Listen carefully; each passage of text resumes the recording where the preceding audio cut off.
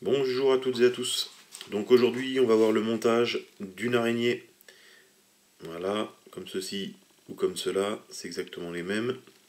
Alors pour monter cette araignée c'est très simple et on va voir aussi une petite astuce pour enrouler notre hacle et qu'on n'ait pas des fibres qui se barrent à droite à gauche, et vous voyez toujours pour avoir le même type d'enroulement. Allez, je vous présente le matériel et après on se retrouve à l'étau pour le montage. C'est parti!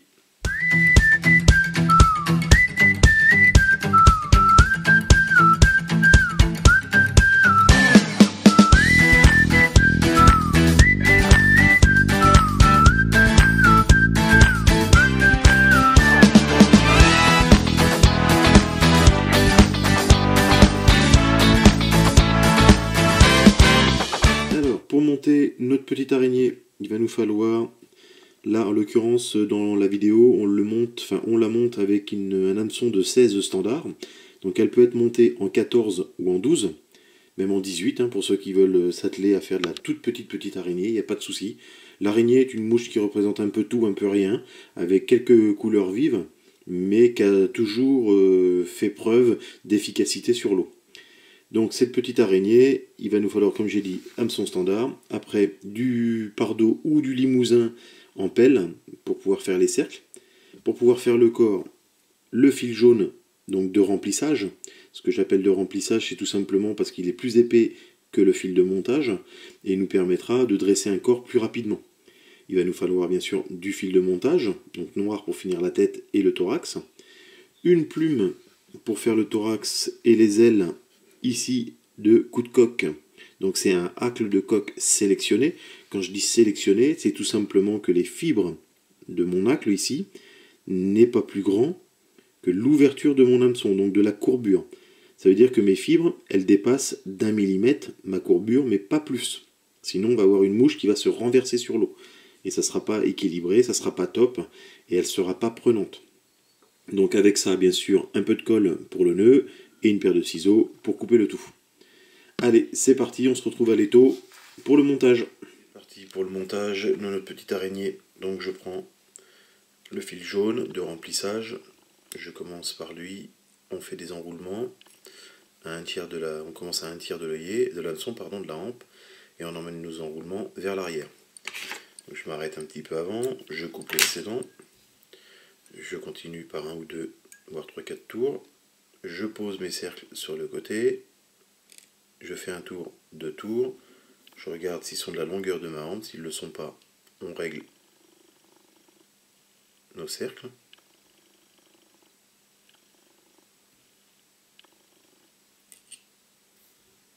Voilà, là je trouve qu'ils sont à la bonne longueur pour moi. Quand j'ai fait 2-3 tours de sécurité, je passe par le dessous et je remonte et je repasse par dessus. Ça permet de sécuriser les cercles et de leur donner un léger relevé. Ici, je vais couper tout l'excédent des fibres.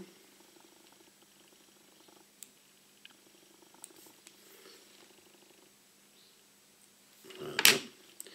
Je vais revenir avec mon fil de montage, de remplissage, jusqu'au tiers de l'hameçon. Et on va former un corps conique. Vous voyez, je vais m'arrêter ici. Et je vais repartir vers l'arrière, histoire de donner un peu de volume à notre araignée.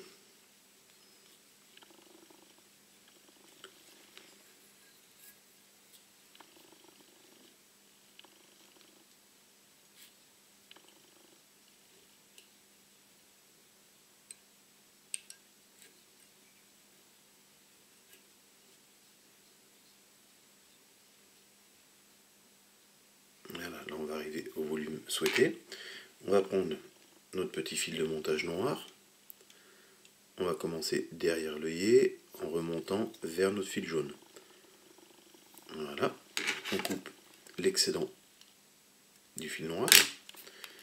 On continue de remonter jusqu'au fil jaune avec notre fil de montage. On grimpe légèrement cette forme conique.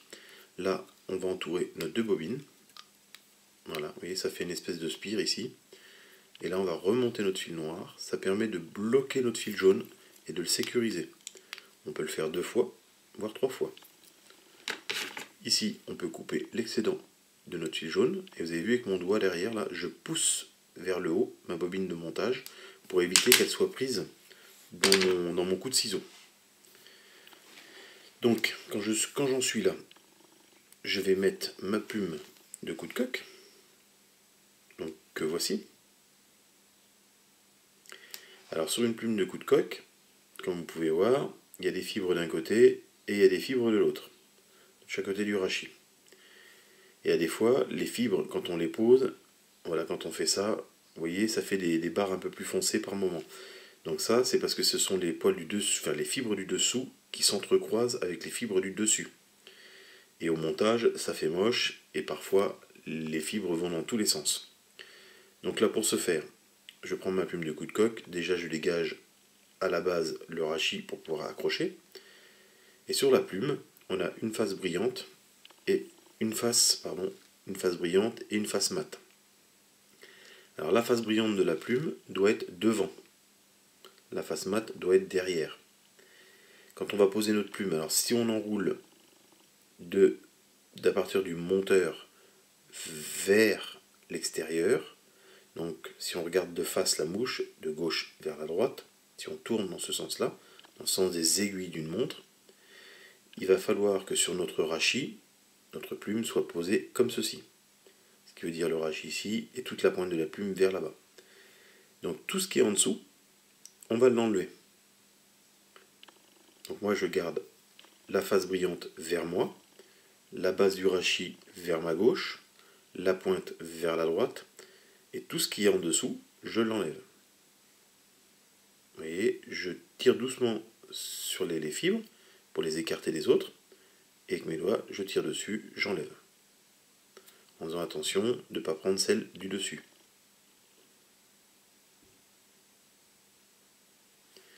Voilà, vous voyez là, mes fibres sont libres, et en dessous, il n'y a plus rien.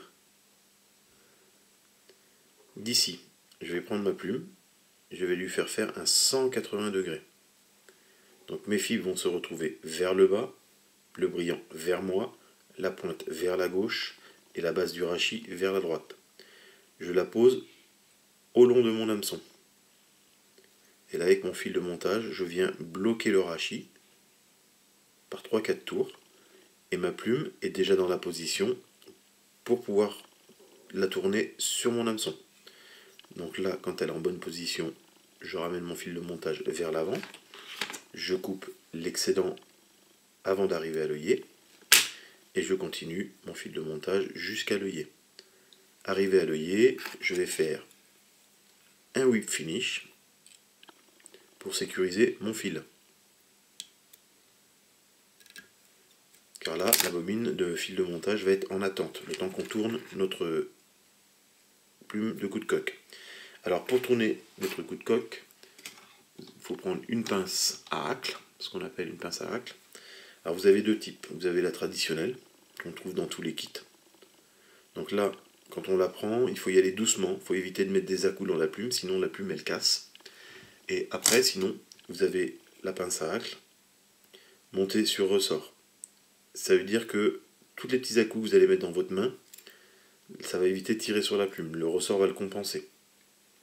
Et bien sûr, elle est rotative. Ça évite que la plume fasse un 8 ou qu'elle se torse sur elle-même. Donc là, on accroche notre hacle par la pointe avec notre pince. J'abaisse ma plume vers le bas. Je la pousse vers la droite en remontant et je la bascule par-dessus. Tout de suite, ça met les fibres droites et dans la position d'enroulement. Et là, j'enroule mes plumes, ma plume, pardon, en spire jointive, bien serrée. Et là, si vous regardez, mes fibres se posent toutes seules, bien propres et bien droites. Et là, j'enroule jusqu'à la tête de la mouche. Donc, ce qui veut dire, je m'arrête à un petit millimètre avant l'œillet. Voilà. Donc là, je viens prendre mon fil de montage, je passe derrière ma plume. Vous voyez, ma plume elle est devant moi à l'horizontale, et là mon fil de montage passe derrière. Je viens passer par-dessus et je laisse retomber mon fil de montage. Je prends ma plume sur le côté droit, et là je prends mon fil de montage, et je fais 2 tours, et sans attention à ne pas prendre de fibres, je fais 2 tours devant l'œillet. Ici, je vais prendre mon ciseau, je vais couper l'excédent de ma plume en y allant tout doucement, et surtout, vous voyez, avec mon doigt là, je viens pousser sur mon fil pour éviter de l'attraper avec mon ciseau. Voilà, récalcitrante comme on dit, et là on vient faire former notre tête en faisant attention de ne pas accrocher les fibres, surtout quand on referme la boucle. Voilà, donc on y va tout doucement. On forme notre tête, on revient derrière, on fait attention de ne pas embarquer une fibre, et on serre. Là, on coupe l'excédent de notre petit fil de montage, sans couper les fibres derrière. On prend une petite goutte de résine ou une petite goutte de cyanolite, c'est comme bon vous semble.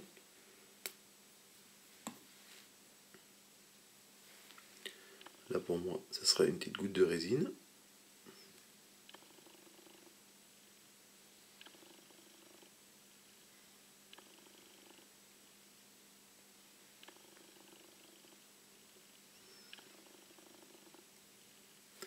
Voilà.